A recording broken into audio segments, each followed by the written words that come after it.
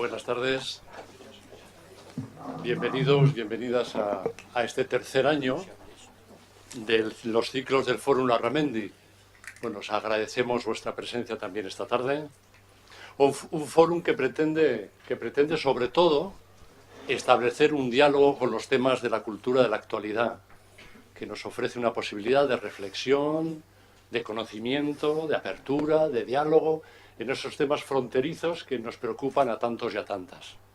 Bueno, pues bienvenidos a este tercer ciclo, a este tercer año, que le vamos a llamar hasta Navidad al ciclo Las fronteras del momento actual.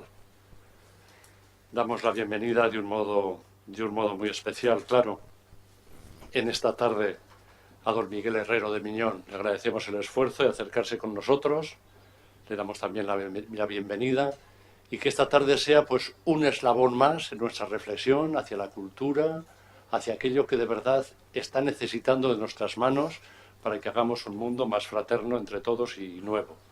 Bueno, bienvenidos, que disfrutéis juntos de esta tarde. Muchas gracias, Carlos. Arratsaldeon, ongi etorria guztiok, sartzera goaz, beraz, hitzaldi berri baten, Forum Larramendin, eta sartu egingo gara lehenbailen. Como ha dicho muy bien Carlos, la palabra fronteras nos está ayudando para colorear de alguna forma nuestro análisis, nuestros debates sobre cosas actuales. Le debemos al Padre Superior General de la Compañía de Jesús, al Padre Adolfo Nicolás, un subrayado especial de esta palabra, un significado para la Compañía de Jesús. Él estos años nos ha ido escribiendo cartas, ha estado en entrevistas utilizando esta palabra de la frontera, va tejiendo en sus distintos discursos una visión del concepto de frontera, de un mundo roto, como el que estamos viviendo. Un mundo actual que tiene potencialidades positivas y también ha globalizado la injusticia y la superficialidad. Ambos nos hacen vivir en un mundo irreal, de gentes rotas. Y eso es lo que le preocupa de verdad. Y dice que estamos viviendo en un mundo dividido en nuevas fronteras. El mundo se fractura en nuevas fronteras sociales, interiores, en las que el hombre se divide y la comunión se rompe en la sociedad. Urge encontrarse con el hombre real de nuestro tiempo en esas fronteras. Pero además el mundo de fronteras es cambiante y va a cambiar más. Nos llama a encontrarnos cara a cara con las personas reales que viven en esas fronteras y discernir, con esta palabra jesuítica, discernir permanentemente como modo de estar en medio del mundo. Es imprescindible una audaz, imaginativa, libre creatividad para poder responder a las nuevas fronteras.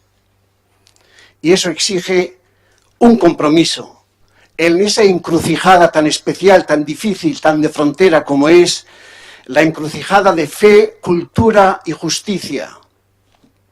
Esa creatividad debe volcarse en la creación de puentes, en una reconciliación, en esas encrucijadas en las que nos encontramos con nuevas preguntas cada día.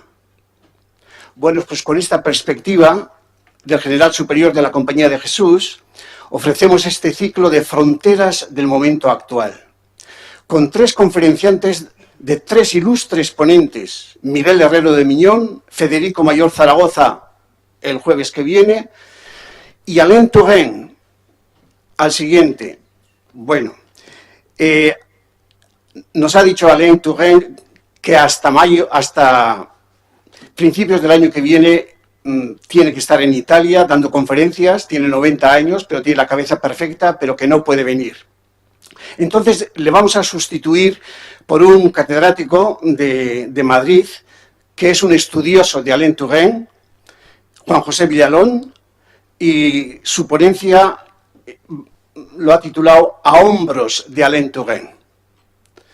Empecemos, pues, con estas perspectivas, este nuevo ciclo, y José Mari Urquí va a hacer la presentación de Miguel Herrero de Miñón. Eskerrik asko, José Mari. Muy buenas tardes, bihotzeko adiskideak. Vengo en esta sala rebosante a tantas amigos, amigas y amigos, a los cuales les doy la más cordial bienvenida, además de expresar el agradecimiento nuestro y de Fórum Larramendi Jesuitas en este entorno también nuevo para nosotros, o por lo menos renovado para nosotros. Eskerrik asko beraz denei. Bueno, presentar a ilustre Miguel Herrero y Rodríguez de Miñón no es propiamente lo que yo voy a hacer, porque primero Miguel Herrero es alguien que ha venido muy asiduamente a esta ciudad, me decía sigue viniendo a esta ciudad, vino de niño, es un hombre que conoce bien esta ciudad y este país, por lo tanto yo le sitúo un poco como en nuestra casa. Lo que voy a hacer es recordar algo que todos tenemos que recordar de nuestros buenos amigos. Por lo tanto, Miguel Herrero, unas palabras de bienvenida y de agradecimiento. Doble agradecimiento porque, sí quiero decirlo, aunque sea una cosa más personal, Miguel Herrero iba a estar con nosotros en abril del año pasado, pero hace no muchos meses falleció su esposa, su querida esposa Cristina Jáuregui Segurola, me decía vasca por todos los lados. Por lo tanto, yo sé que en estos meses para él han sido y siguen siendo duros, pero ha querido en este mes de noviembre estar con nosotros recuperando o recuperándose. Por lo tanto, en este momento nuestra gratitud por esa circunstancia y el recuerdo también, Miguel, para tu Cristina, que en el fondo estaría también contenta de verte aquí hoy entre nosotros. Dicha este aspecto personal, quiero recordar que Miguel es un jurista y político, expolítico, ¿no? Jurista de prestigio. Él estudió Derecho en Madrid y se licenció en 1961 y se doctoró en 1965 con una tesis sobre el derecho constitucional surgido tras la descolonización. Completó su formación en universidades europeas, en Oxford, en París, en Lovaina, donde además se licenció en Filosofía el año 1968. Es letrado del Consejo de Estado desde 1966. Quizás hay que recordarle que ya desde esa época empieza a colaborar mucho en prensa, en la prensa de la época, en medios de comunicación, abriendo o dando luz o tratando de dar a luz sobre lo que él pensaba debería de ser la transición tras la muerte de Franco. Y creo que su papel fue importante en esa etapa de la transición. Fue secretario general técnico del Ministerio de Justicia, colaborando de manera muy activa en la primera amnistía que hubo en 1976, en la Ley para la Reforma Política y en la primera normativa electoral de la recién nacida democracia en aquel momento. Participó también, y lo he recordado, lo vuelvo a recordar, en la elaboración de la Constitución de 1978, la Constitución que nos dimos o que se dio y que ahí está. Y también tuvo importante actividad política en el Congreso en diferentes partidos políticos. Su dilatada carrera profesional incluye los puestos de consejero del Banco Exterior de España, vicepresidente de la Comisión Jurídica de la Asamblea Consultiva del Consejo de Europa y vicepresidente de la Comisión Política de la Asamblea del Atlántico Norte, órgano del que formó parte durante 10 años de 1983 al 93. Además, ha sido miembro de la Comisión Trilateral y tiene en su haber muchos premios y distinciones, entre ellos el Blanquerna de la Generalidad de Cataluña y el Premio Sabino Arana de 1998, además de doctorados honoris causa por la UNED y otra serie de distinciones importantes que no voy a citar en este momento. Miguel Herrero sigue teniendo actualidad y presencia pública. Como he dicho, entre nosotros, asesora, viene con frecuencia a nuestros foros, a Globernance creo que suele venir, a diferentes foros de nuestra ciudad, a Bilbao también. aconseja a personalidades de este país y es colaborador también muy frecuente en la Universidad Internacional Menéndez Pelayo de Santander y también es miembro de la Real Academia de Ciencias Morales y Políticas desde 1991 y allí precisamente su discurso o su lección o su discurso de ingreso versó sobre la idea de los derechos históricos. Bien, entre sus libros, y con esto termino, pues recordar El principio monárquico, de 1971, Idea de los derechos históricos, Memorias de Estío, La reforma del Senado, El aguijón, un relato de ficción, Derechos históricos y Constitución, 20 años después, la Constitución cara al siglo XXI, quizás alguno más, no lo sé. En cualquier caso, hemos recordado a un buen amigo, hemos recordado algunos de sus jalones en la vida, todavía quedarán muchos más. Muchas gracias, Miguel, por tu presencia aquí, que es tu casa. Eskerrik asko.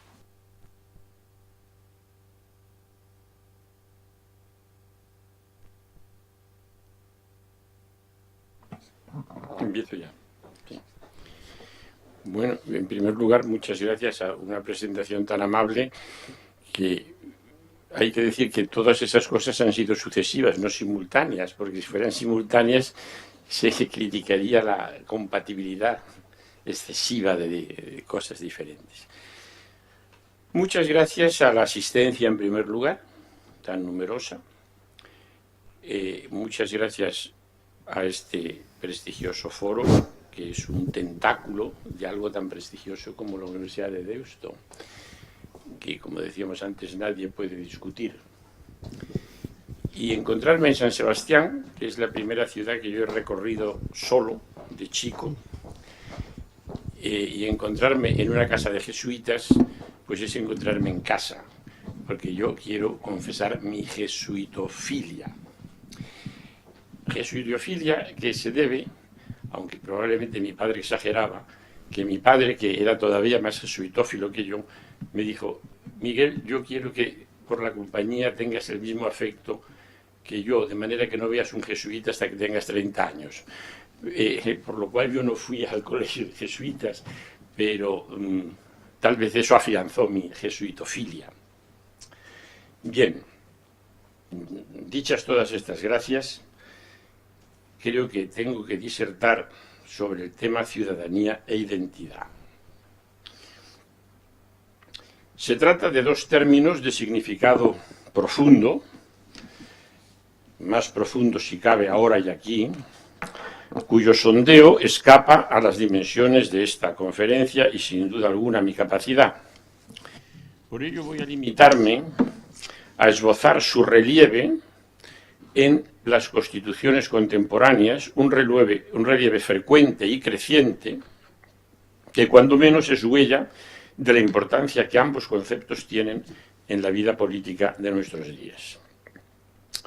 Estos dos términos, ciudadanía e identidad, identidad fundamental aunque no exclusivamente nacional, tienen histórica y lógicamente un significado convergente, porque toda ciudadanía, en principio, supone una determinada ciudad con una identidad propia. Sin embargo, en la actualidad han llegado a sugerir dos cosas diferentes cuando no opuestas. La ciudadanía remite más que a la ciudad al ciudadano y a sus derechos. Esto es, a un orden de convivencia en libertad. Mientras que la identidad remite a un orden de convivencia por comunión, en el que el individuo se enraiza en la comunidad en cuyo seno tiene sentido sus derechos y frente a la cual tiene deberes. La ciudadanía hoy se entiende como libertad de los modernos, esto es, derechos límites y derechos oposición, autonomía frente a los demás y frente al poder, e incluso como crédito contra el mismo. La libertad de los antiguos, asociada a la noción de identidad, significa libertad-integración.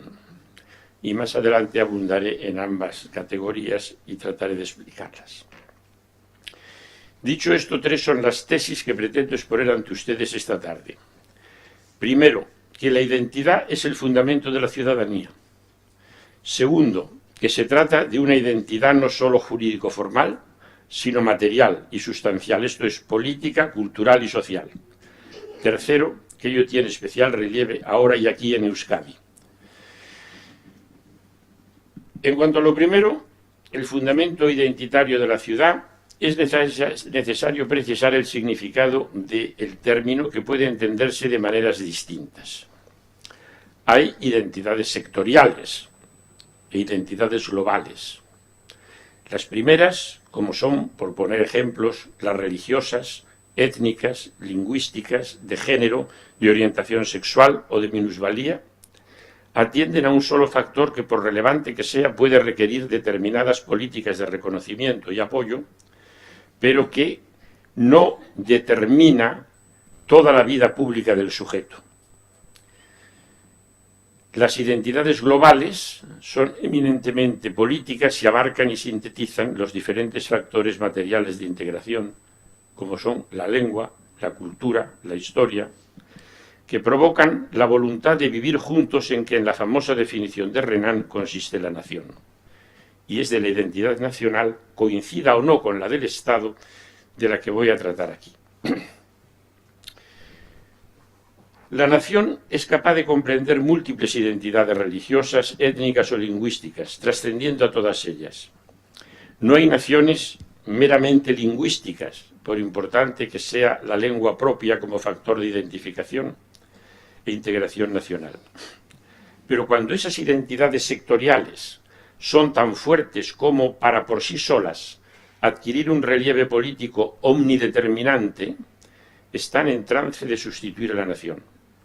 Un precedente histórico de ello es la sustitución durante las viejas guerras de religión de la razón de Estado por la razón de confesión, cuando era más importante ser católico o protestante que ser español o francés.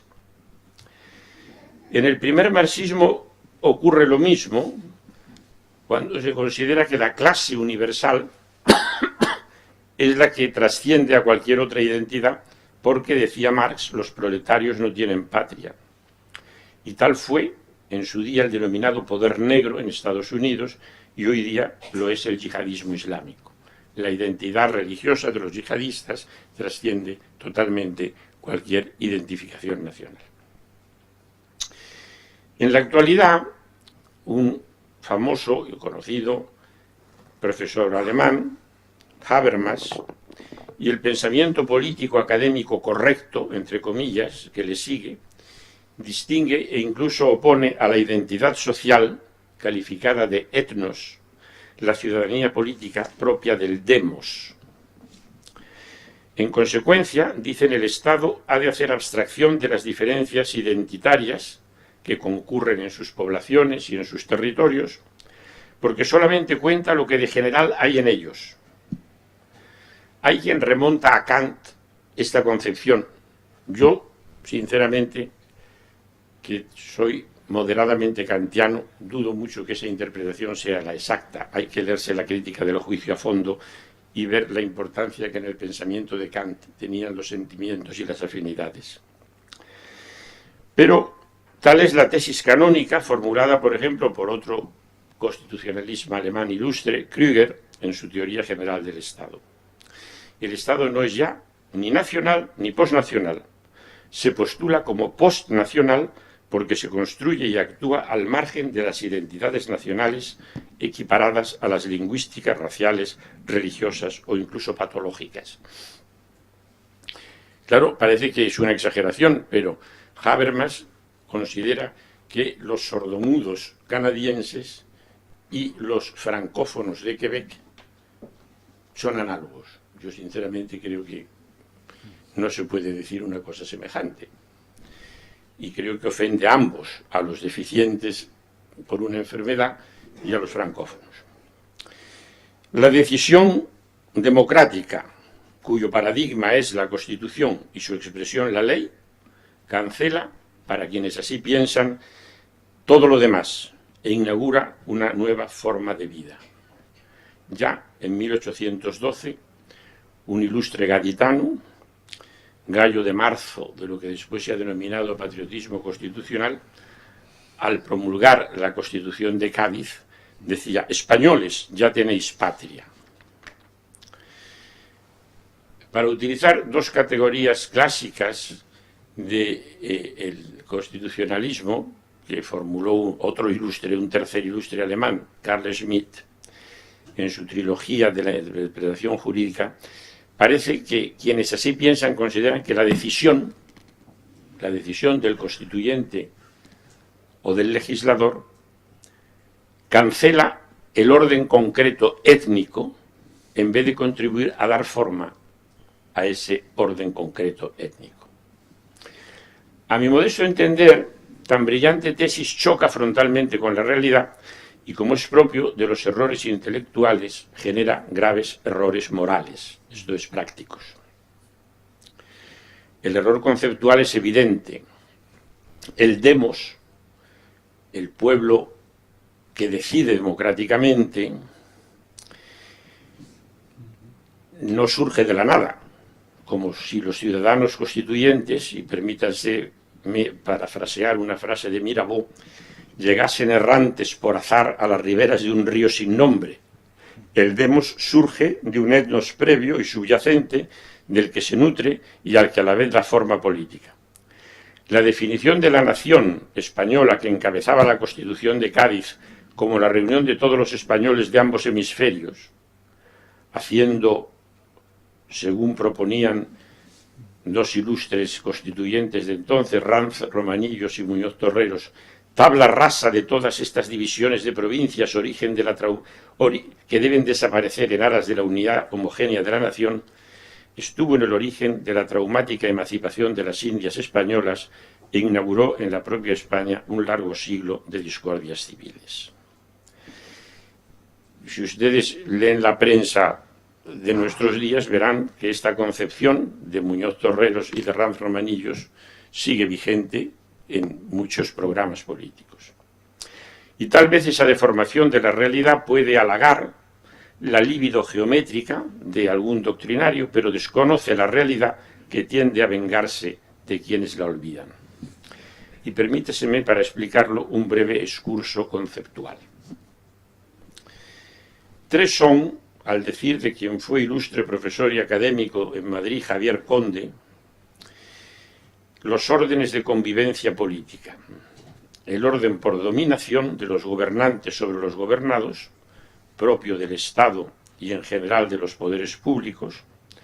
El orden por concurrencia entre una pluralidad de opciones cuyo paradigma es el mercado. Y el orden por comunión de caracteres y valores comunes, prácticas compartidas y afectos coincidentes, constitutivo de un orden concreto y de la correspondiente identidad.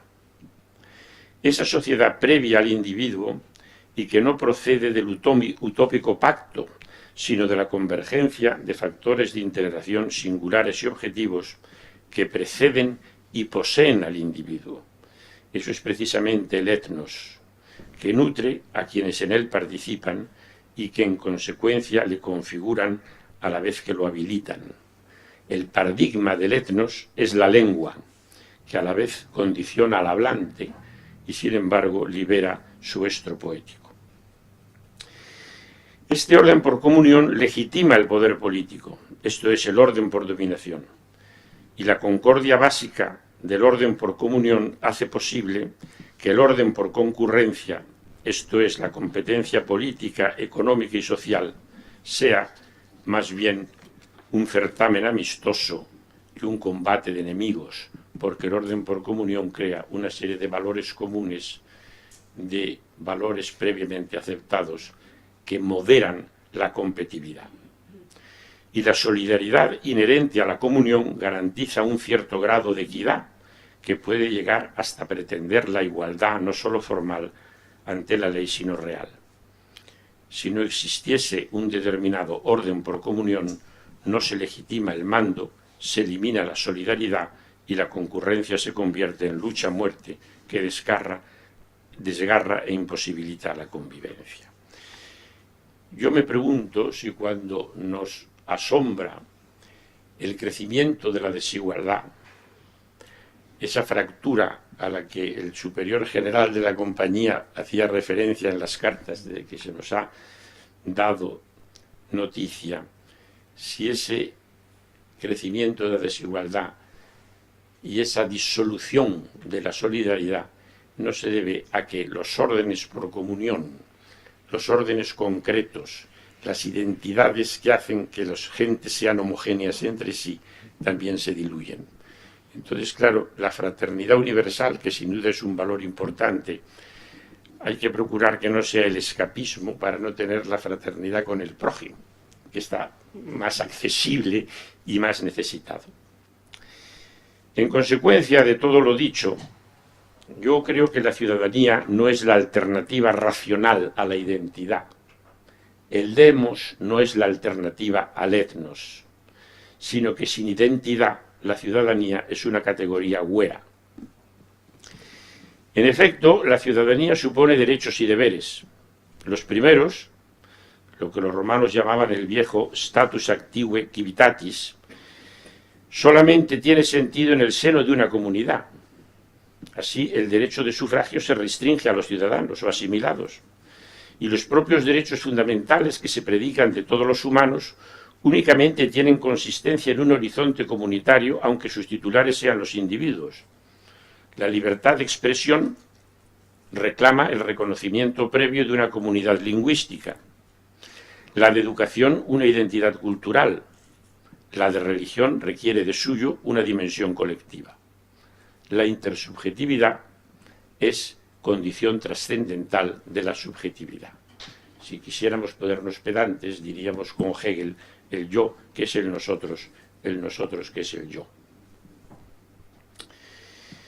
Ello es aún más evidente en relación con los deberes propios de la ciudadanía, lo que el ciudadano está llamado a hacer por la ciudad, la disposición a compartir bienes económicos y culturales, el fiel cumplimiento de los deberes fiscales, la contribución a la defensa nacional y, en suma, la adhesión gratuita a la cosa pública, requiere un alto grado de integración comunitaria.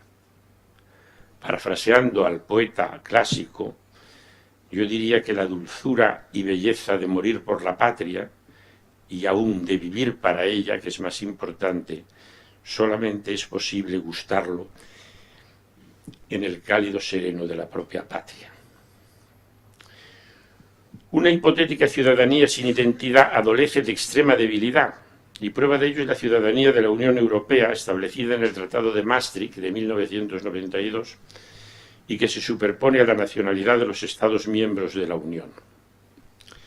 Una ciudadanía que proclama la síntesis de los derechos ya establecidos en los tratados fundamentales de la hoy Unión y afirma derechos en declaraciones redundantes y remitentes a otras, pero que obvia los deberes cuando son aquellos el núcleo y motor de la ciudadanía, lo que Victoria Camps ha denominado cultura de la obligación como ingrediente fundamental de la convivencia democrática. El esfuerzo doctrinal que se ha hecho para reconceptualizar, mejor dicho, la ciudadanía de la Unión como instrumento de identificación de la misma, llega a una conclusión contraria a la buscada. Y hay un libro reciente, publicado en 2014, la reconceptualización de la ciudadanía europea, que después del análisis de la jurisprudencia comparada de todos los miembros de la Unión y de su legislación, llega a la conclusión de que lo que se intentó como instrumento de identificación de la Unión Europea ha servido para reforzar la identificación de los Estados nacionales, cuya política sobre la nacionalidad sigue un criterio absolutamente independiente y autóctono. Es decir, España devuelve la ciudadanía, por ejemplo, a los sefarditas o hace, merced a la ley de memoria histórica, facilita el acceso a la ciudadanía de quien la ha perdido desde hace tiempo, ellos y sus padres, como los húngaros facilitan la ciudadanía de los serbios de la Voivodina o de los rumanos de la Transilvania. ¿Por qué? Por razones estrictamente identitarias propias, y sin atender a lo que pudiera ser una identidad de la Unión como tal Unión. La renacionalización de la ciudadanía es una tendencia general, ¿Pero por qué? Porque es una tendencia general la revalorización de la identidad política, valor claramente en alza, tanto en el derecho y la práctica constitucional comparada como en la doctrina. Hasta el punto, y si entre ustedes hay juristas, no les descubro nada, pero llamo su atención sobre esto, que se llega a proponer sustituir el valor de soberanía por el valor de identidad. Y se dice que la identidad consiste en el instrumento, que la soberanía consiste en el instrumento idóneo a medida para garantizar la identidad. Algo que yo creo que debería tenerse muy en cuenta a la hora de valorar y enjuiciar las declaraciones, incluso unilaterales, soberanistas, cuya retórica podría, en ocasiones, reinterpretarse en términos identitarios. Buena ocasión, dicho sea de paso, de poner en práctica la máxima ignaciana de salvar la proposición del prójimo.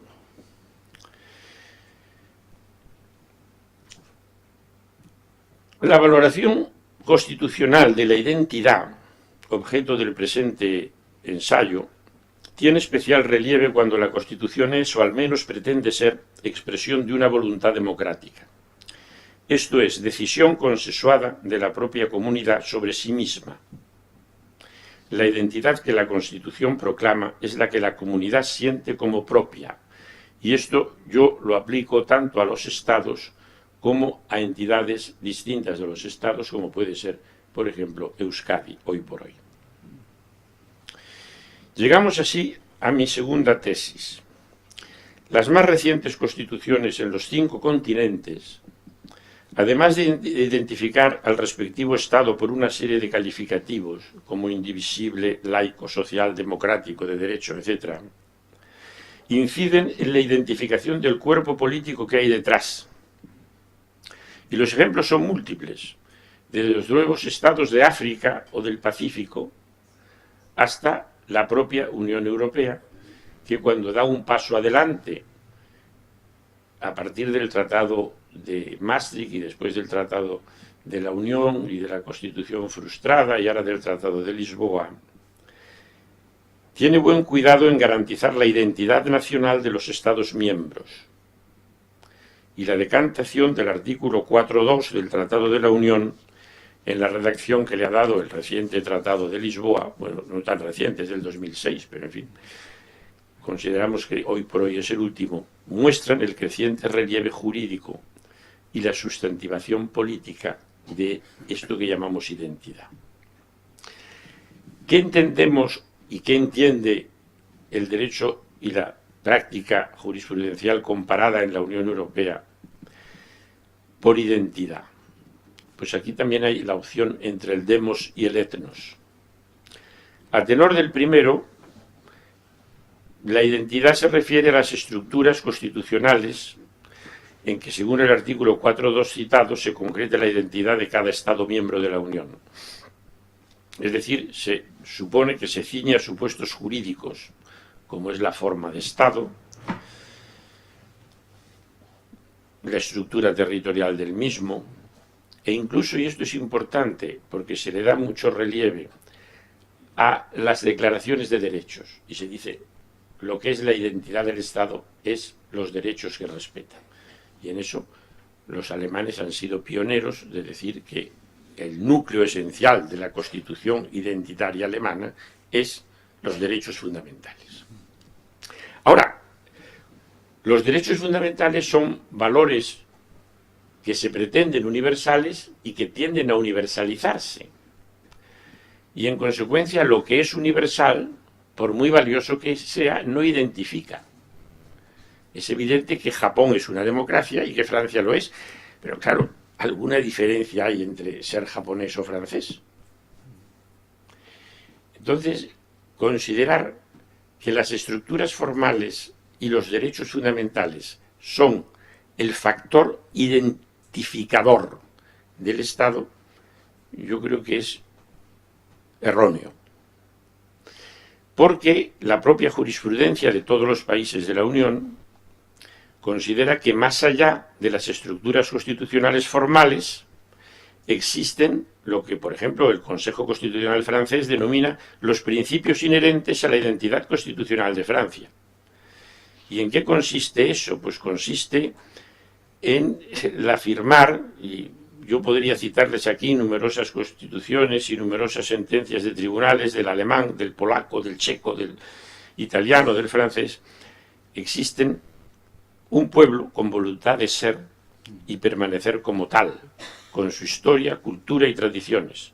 Esto es un orden concreto determinado por una pluralidad de factores prepolíticos, de etnos, factores que no se han decidido democráticamente, sino que ha sido el legado de siglos de vida en común.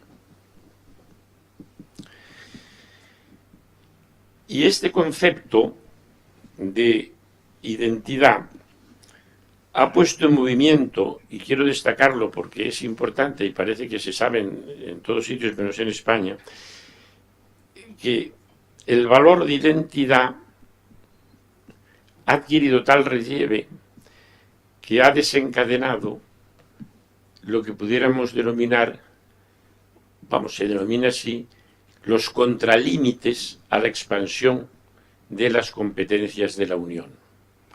A partir de 1973, al hilo de la jurisprudencia constitucional italiana, un autor italiano, Barile, empezó a hablar de contralímites. Modestamente yo hablé de esto en España en el 2004 y por supuesto nadie me hizo caso, pero hoy es algo que está de moda, digamos, en el mejor sentido de moda, en la doctrina europea. Ha salido un importante libro de Rossier, un profesor francés, comparando lo que son contralímites en Francia, en Alemania y en Italia. Hay una señora italiana, Bárbara Guastaferro, que ha estudiado el tema de los contralímites en la jurisprudencia comparada. Hay una reciente tesis de un italo-portugués, Fausto Vecchio, que se ha publicado curiosamente por el Boletín Oficial del Estado este mismo año, en que señala que, claro, las competencias de la comunidad no pueden afectar a elementos identitarios de los Estados miembros. ¿Y quién define lo que es el elemento identitario? El propio Estado miembro. Por ejemplo, Francia ha decidido que el laicismo es un elemento fundamental de su identidad. Y por eso el Tribunal de Estrasburgo pues, ha considerado que pueden excluirse todo hábito o indumentaria religiosa porque eso atenta a la identidad de la República Francesa. Y otros estados pueden considerar que a su identidad está determinado por otros factores. Y este largo excurso comparatista y tal vez un poco aburrido tenía por objeto señalar, a través de su reflejo constitucional, el relieve político de la identidad nacional, no estatal, digo, nacional, no como contrapunto, sino como fundamento de la ciudadanía. Y tal es, a mi juicio, la premiante exigencia que se plantea a los estados plurinacionales que con sobrada razón pretenden consolidar una ciudadanía común. Para conseguirlo, tienen que enraizarla en tantas identidades diferentes como la pluralidad supone y que son otras tantas perspectivas que permiten contemplar la identidad global. Es en el orden por comunión que la identidad refleja donde el súbdito se siente ciudadano, lo que antes decíamos en el seno de la propia patria. Y esto se consigue, insisto, a través de factores diversos. Factores cuya constitucionalización haría las delicias, y sé que esto hay auditorios que saltan de indignación cuando lo oyen. Espero que ustedes no salten de indignación, sino simplemente no estén de acuerdo, pero no salten de indignación. Que tales factores de identificación que adquieran relieve constitucional harían las delicias de Savigny y de los pensadores historicistas, porque tales factores de identificación, por ejemplo, en el Estatuto Vasco, son la lengua y el derecho. El euskera como lengua propia del pueblo vasco, según el artículo 3.1 del Estatuto de Autonomía, y el derecho civil foral, según el artículo 10.5 del mismo estatuto, que se llama foral por ser el propio, según explicita la ley del 92, al que hay que sumar en el derecho público el principio pacticio, esencia de la foralidad y que late en el origen de la actual comunidad autónoma y en sus relaciones con el Estado, como muestra el sistema de concierto, son no solo materias de competencia autonómica, sino factores de integración que explican la autonomía. Factores de integración, esto es, cimiento existencial del autogobierno de lo que recientemente, y con fórmula a mi juicio muy afortunada, se ha llamado una nación foral. Y llegamos así a la tercera de las tesis atrás enunciadas.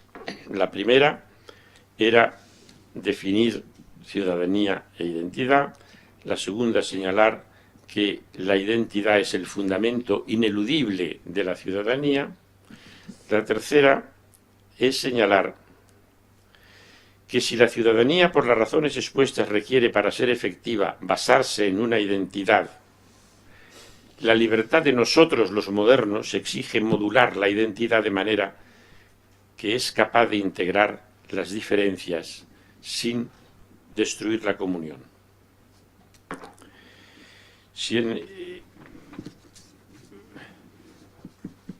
Es decir, no faltan experiencias contemporáneas, claramente patógenas a mi juicio, en las que el identitarismo pretende sacrificar la libertad ciudadana, el pluralismo de opciones y la autonomía de la voluntad para decidir entre ellas en aras de una sociedad homogénea hasta la uniformidad, donde solo rige la libertad de los antiguos. Esto es la libertad como integración, lo que André Oriou, a no confundir con su padre o tal vez su abuelo, Maurice Oriou, denominaba el retorno a la ciudad antigua. En nuestro tiempo, la forma paradigmática de identidad política es la nación, con o sin Estado. Voluntad de vivir juntos y distintos porque hay razones objetivas para ello, es decir, factores materiales de integración como la comunidad de lengua, de cultura, de tradición política, etc., que sintetiza el plebiscito cotidiano de que hablara Renan, en una palabra, de etnos. Con razón se ha calificado a las naciones de comunidades imaginadas, en afortunada expresión de una antropóloga, Benedict Anderson. Como imaginada es toda construcción cultural, imaginada por su correlato noético, la conciencia nacional, cuyo fermento es el propio nacionalismo. El nacionalismo, a mi juicio, es el fenómeno político típico de la modernidad como empresa integradora de la comunidad sobre principios seculares, democráticos y socializadores. Es claro que el nacionalismo tiene sus formas patógenas, pero las cosas hay que definirlas no por su patología, sino por su expresión correcta. El que caracteriza la política interior y exterior de estados con sociedades indiscutiblemente abiertas. ¿Puede negarse que el Reino Unido, Francia, Estados Unidos, Brasil o Japón no sean profundamente nacionalistas? El nacionalismo no puede identificarse con un partido. Es una autoconciencia y voluntad de ser. Y es claro que la autoconciencia, si es patológicamente autista, impide el reconocimiento y la relación con el otro, pero no es menos patológico la total ausencia de la autoconciencia hasta la disolución del yo. Ahora bien, y con esto voy a terminar, la comunidad imaginada, que es la nación, puede proyectarse de acuerdo a uno de estos dos modelos o tipos ideales: la nación ideal y la nación histórica. La primera es la nación exclusiva y excluyente de todo lo que no responde a su idea entre comillas. Es claro que semejante identitarismo no es compatible con la ciudadanía como orden de libertad, esto es de pluralismo y concurrencia. Pero además es contradictorio consigo mismo porque amenaza con mutilar, cuando no tajar por la mitad, la comunidad cuya construcción nacional pretende. Porque las sociedades reales, y especialmente las de nuestro tiempo y latitud, son complejas, mixtas y no toleran reducirse a una pauta rígida. El proceso de exclusión no tiene fin, y la experiencia así lo demuestra, porque al no contarse con realidad alguna que limite la pasión de la idea, cualquier atisbo de realismo será tachado de antinacionalismo por un sector nacionalista más radical. Así el nacionalismo que comience por renunciar a integrar en la empresa de construcción nacional al sector de la sociedad que no comparta la totalidad de su imaginario, terminará por fracturarse y debilitarse hasta dificultar, cuando no imposibilitar, la consecución de su propia meta. El idealismo radicaliza, la radicalización fracciona y el fraccionamiento debilita, y en una sociedad democrática como la que corresponde a la altura de nuestro tiempo, lleva a la frustración y a la derrota. Pero también es posible, y pruebas hay de ello, otro tipo de construcción nacional, la histórica, que por atender a la realidad que es plural y evolutiva, está llamada a ser inclusiva en lugar de excluyente, generando una conciencia de identidad adecuada a la sociedad plural y compleja a la que dirige su propuesta de construcción nacional. Tal tipo de nacionalismo rechazará los mitos, pero será proclive a la utilización de los símbolos, porque los símbolos abren a la razón el campo de los afectos, inalcanzables de otra manera, y la identidad a reconocer y asumir y expresar es eminentemente afectiva. La identidad a construir ha de ser propia, entre comillas, pero por propia a la medida de la sociedad real, a la medida de su interna pluralidad. Cuando la sociedad en cuestión es de hecho plurilingüe, un importante sector de ella se siente partícipe de estructuras políticas diferentes, tiene proyectos culturales y sociales distintos, su identidad nacional ha de ser tan amplia y flexible como para dar cabida a todo ello, y eso mismo exige una capacidad para reconocer su compenetración con otras identidades. La identidad no es un sólido mineral, sino que vive de los afectos que en él se invierten, y cuanto más atraiga y menos repela, más viva estará. Las constituciones que reconocen la en apariencia paradójica plurinacionalidad, no ya del Estado, sino de la misma nación, son prueba de ello. Es el caso de Noruega respecto de los lapones, de Eslovenia respecto de las minorías italianas y húngaras, la de Polonia, la de Rusia. Recíprocamente, quienes gozan de una ciudadanía fundamentada en un orden por comunión identitario, deben compartir lealmente dicha identidad. Para poner ejemplos concretos, cuando se goza de la solidaridad de una comunidad política y cultural con lengua propia, parece razonable esforzarse en aprender dicha lengua y adherirse a los símbolos de dicha identidad.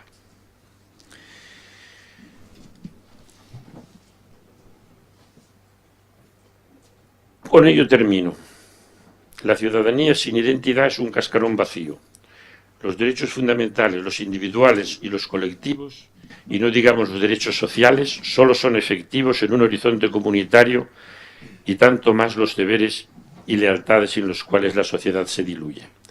Pero a su vez la identidad ha de ser suficientemente flexible como para acomodarse a la realidad y no tratar de sustituirla por un modelo ideal y capaz de incluir la diversidad inherente a la ciudadanía de los modernos.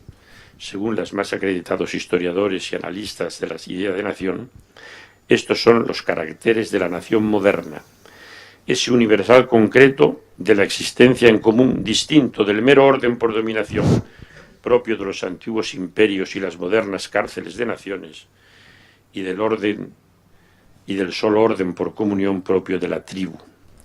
La noción, tenga o no un Estado, es empresa de identidad colectiva, hogar de la libertad de sus ciudadanos. Nada más.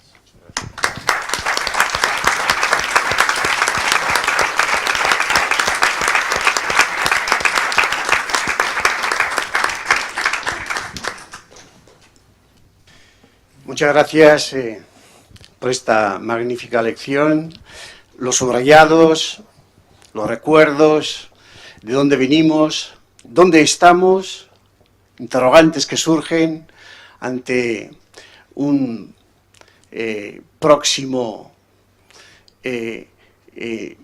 una próxima estructura nacional, estatal. Seguro que surgen en la sala muchísimas preguntas. Tenemos ahora unos minutos de debate para reaccionar de alguna forma, para hacer subrayados, para estar pues en otra posición. Tiene la palabra cualquiera de ustedes.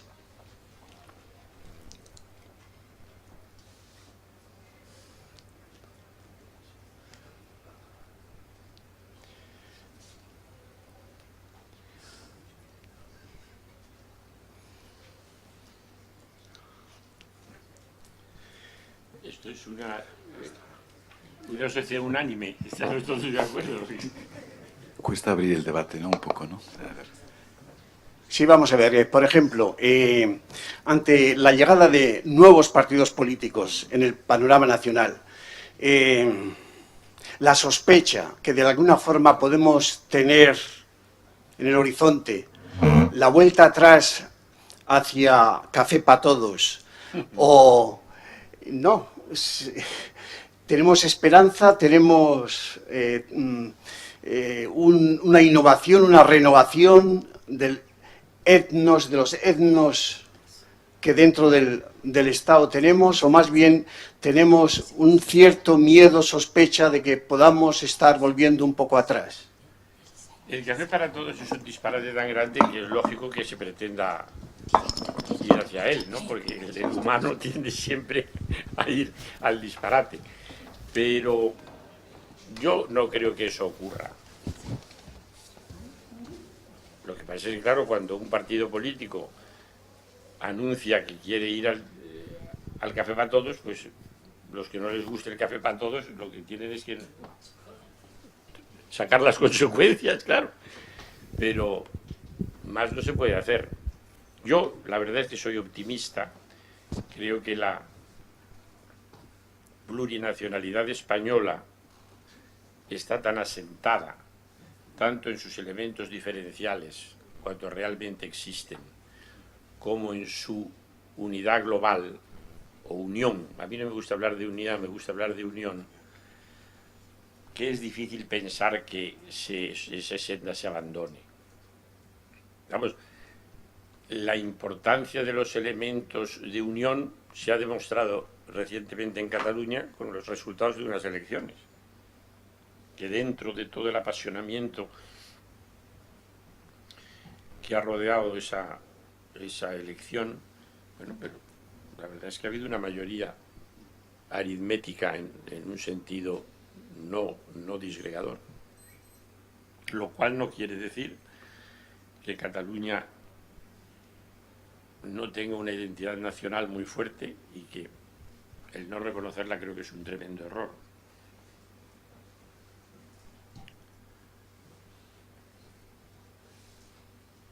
Pero yo soy optimista, creo que nunca pasa nada.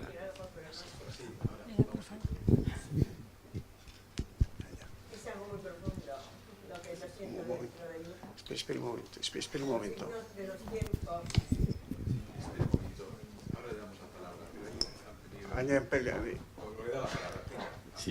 No, es que yo no puedo decir más. No. Yo creo que Dios nos habla a cada una de las personas. Nos habla de verdad. Yo puedo caer, pero la luz me ilumina. Y me doy cuenta. Y digo, Señor, perdóname.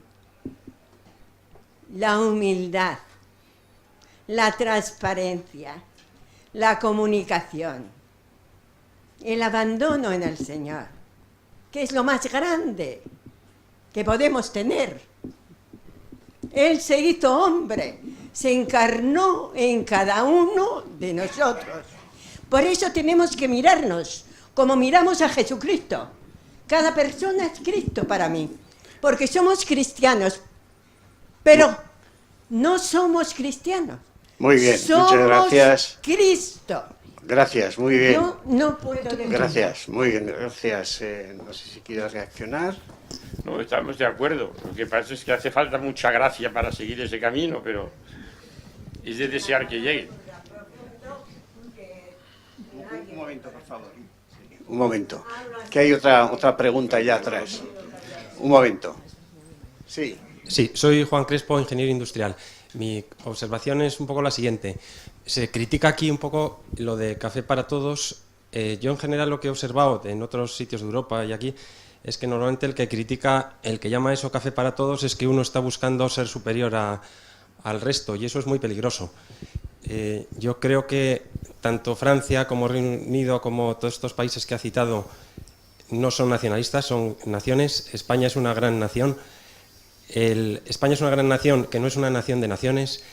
El concepto importante de la soberanía. Yo estoy a favor del derecho a decidir, pero del derecho a decidir, ¿quién puede decidir? Por ejemplo, si yo quiero decidir algo sobre la terraza de arriba de mi casa, pues decidiremos los de la comunidad de vecinos. No puedo decidir yo solo, porque eso es de toda la comunidad de vecinos. Si yo quiero decidir sobre una parte que es de todos los españoles, tendremos que decidir todos los españoles. Entonces, ese es el lenguaje de que si ese deseo de que el nacionalismo y tal es un deseo continuo, que al final la diferencia entre el nacionalismo y el patriotismo es que el patriotismo es orgullo abierto a los demás. Cuando uno intensifica el nacionalismo y critica que quiere ser distinto, es que quiere ser mejor de los demás, y eso ha llevado a cosas muy peligrosas en Europa.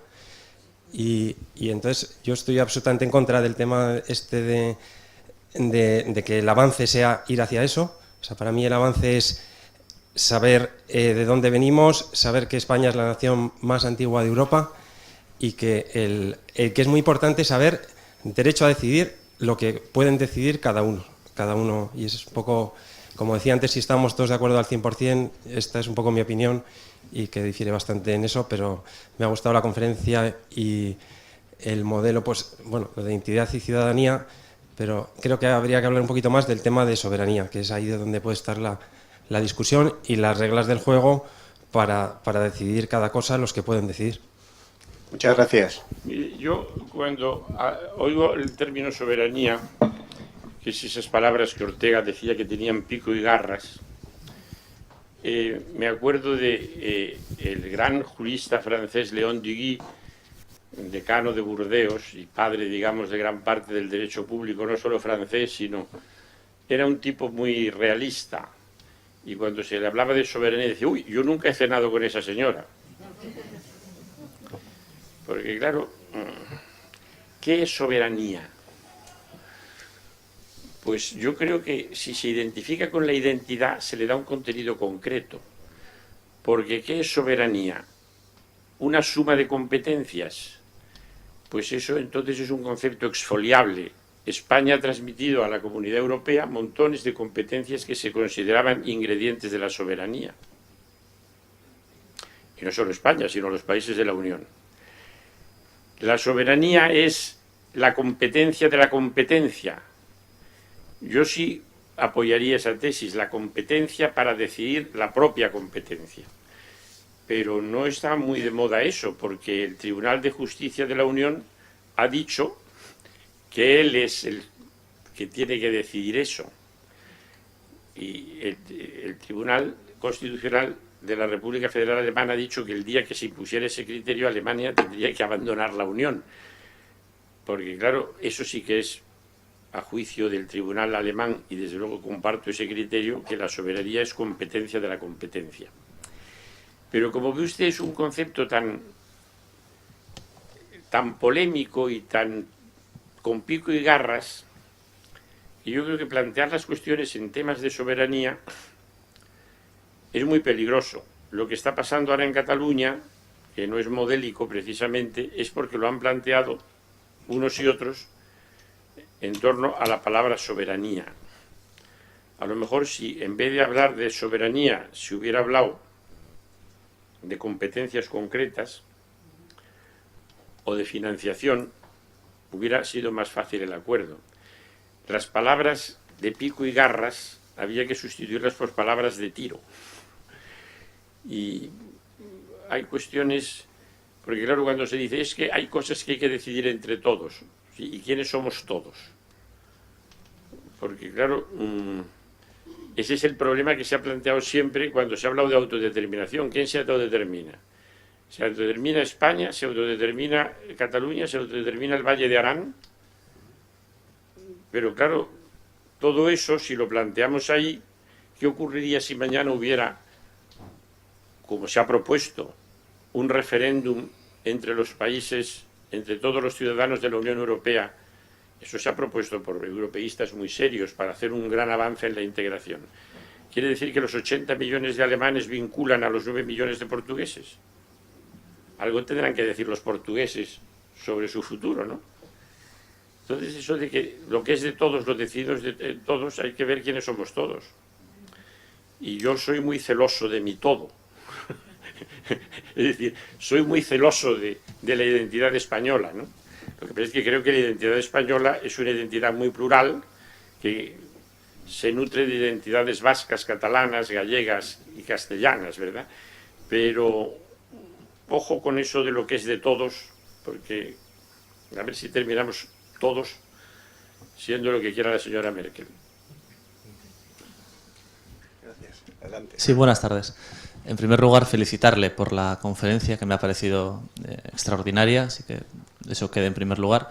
Y en segundo lugar, compartiendo la idea de la plurinacionalidad del Estado, ¿cuáles son las dificultades para constitucionalizar esa plurinacionalidad? Porque yo, bueno, desde mi opinión no está o no se refleja o se refleja de otra manera, ¿no? Lo de las nacionalidades y las regiones, pero no aparece de una manera explícita, como decía, no le veo, estoy aquí, como decía que aparece en otras constituciones, ¿no? Luego, ¿por qué no se ha dado o no se termina de dar el paso de constitucionalizar una realidad que todo el mundo, bueno, todo el mundo, en la academia por lo menos, se asume de manera bastante general, con sus debates y sus retractores, que es plurinacional y que usted también ha citado en la conferencia, ¿no?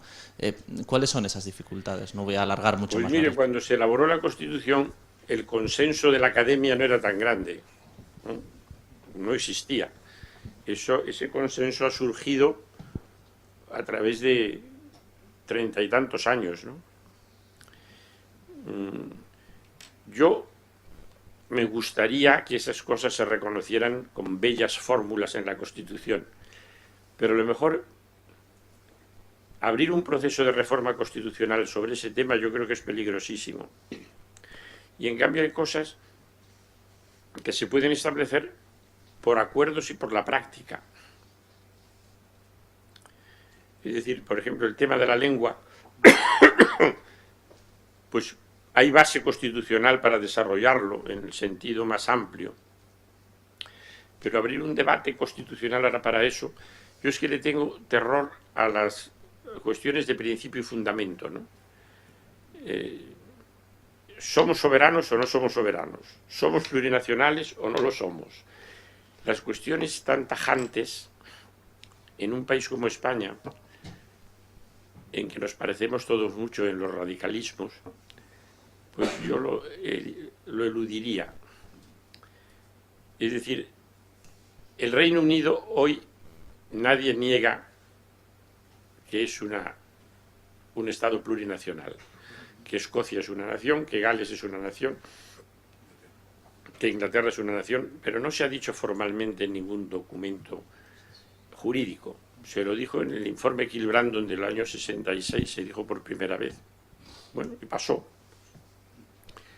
Entonces yo aconsejaría, si tuviera potestad de aconsejar, que no la tengo, que se rehuyeran las definiciones y se fuera a los puntos prácticos. A ver, por aquí. A ver, usted que fue uno de los fundadores de la Constitución, ¿no? En Alemania en 45 años ha cambiado 45 veces la Constitución, ¿no? Puntos de la Constitución. ¿Usted cree que se puede tocar, no se puede tocar, tiene que perdurar toda la vida? Hombre, se puede sin duda tocar y se debería tocar, pero habrá que tocarla cuando haya dos cosas. Un consenso político para hacerlo y un consenso técnico de qué se quiere hacer. Porque claro, todos los partidos políticos que están hablando de la reforma de la Constitución, ninguno dice en qué va a consistir su programa de reforma. Yo recuerdo que hace años, cuando estaba de moda decir que el Senado era un desastre y que había que cambiarlo, yo dirigí un seminario sobre esa cuestión que se publicó en la Academia de Ciencias Morales. Y la verdad que invité a una serie de ilustres profesores de la universidad que además representaban diversas tendencias políticas. Y cada uno propuso su fórmula. No había dos de acuerdo. No había dos de acuerdo. Entonces, claro, habrá que reformar la Constitución, pero habrá que saber en qué sentido. La ley electoral. Todo el mundo dice que hay que reformarla. Yo creo que hay que reformarla porque se ha quedado vieja, porque no responde a lo que ahora... Pero habrá que saber cómo se hace.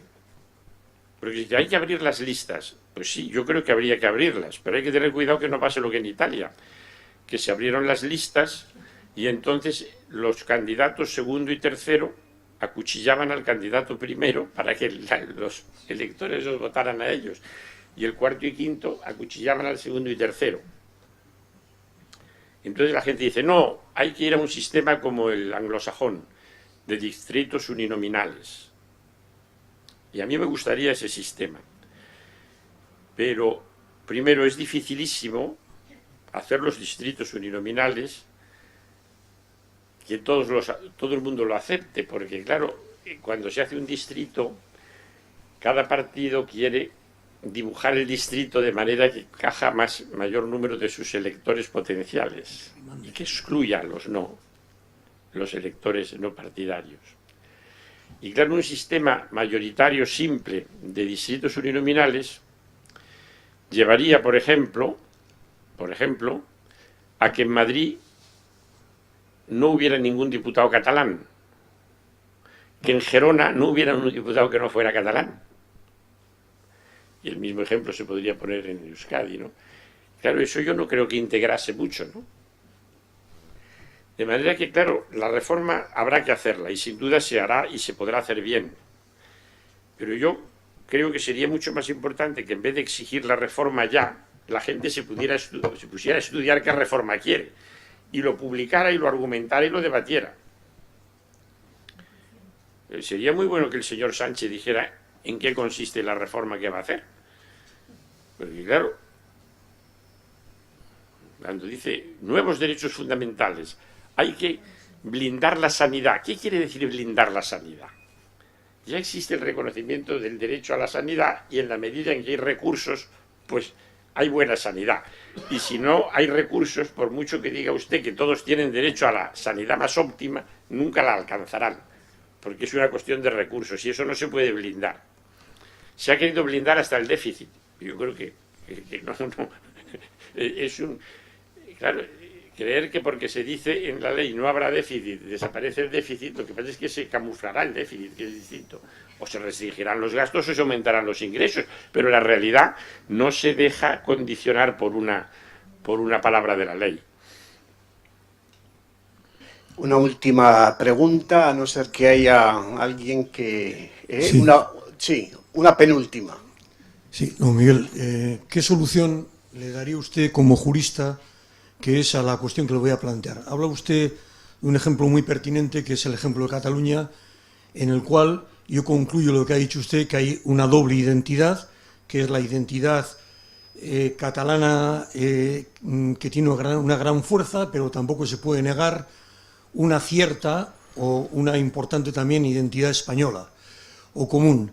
Entonces, cuando esas dos identidades entran en conflicto, no me refiero al actual, sino al conflicto que el nacionalismo catalán ha venido desarrollando con su construcción nacional, exacerbando o no exacerbando elementos disgregadores. Es decir, estoy pensando en el tema de la lengua. ¿Qué solución jurídica le haría usted a la defensa de la menor identidad o la menos importante identidad común? Claro, ese es un problema primero de educación ciudadana, ¿verdad?, de que hay que respetar al otro. Pero fíjese, se habla mucho del tema de la lengua. Yo creo que en Cataluña ha habido un problema de cómo se han transmitido en la educación básica y en la educación media determinados conocimientos históricos y geográficos. Lo que ocurre es que no solo en Cataluña, porque mi hija, que ahora es doctora en biología, cuando tenía 10 años sacó sobresaliente en geografía, y a mí, que me ha gustado mucho la geografía, estaba contentísimo. Y le dije, Cristina, ¿dónde desemboca el Ebro? Y dijo, ¿el qué?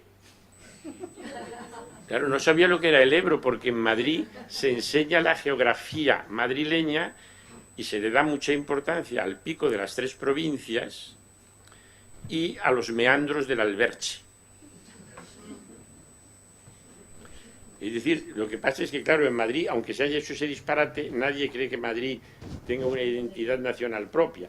Pero ese disparate hecho en Cataluña hace que, claro, haya mucho niño que no sabe lo que ocurre del Ebro para acá. El derecho a decidir, sin más, ¿se le puede considerar un derecho? Hombre, yo creo que no. Habrá que saber a decidir qué. ¿El ¿Quién? qué? Claro.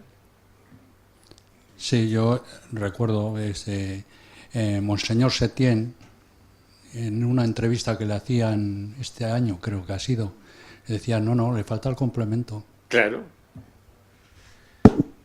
Pero es que de esto se hace mucha... Por mi parte. Se hace mucha demagogia. Es derecho a decidir. ¿A decidir qué? Totalmente de acuerdo. Pues muchas gracias por el debate.